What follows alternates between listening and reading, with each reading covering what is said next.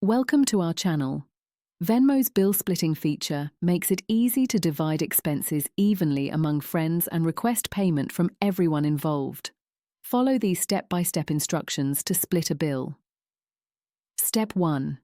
Open the Venmo app on your mobile device and ensure you're logged into your account. Step 2. Pay for the bill or expense using your Venmo balance, linked bank account, or debit card if you haven't already.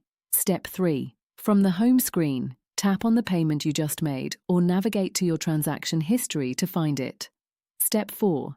Tap on the 3 dots or menu icon on the transaction you want to split. Step 5. Select Split or Split Payment from the options that appear. Step 6. Choose how you want to split the bill, evenly among all participants or by entering custom amounts for each person. Step 7. For even splits, select the total number of people sharing the cost, including yourself. Step 8. Add the friends you want to request payment from by searching for their Venmo usernames, phone numbers, or selecting them from your contacts.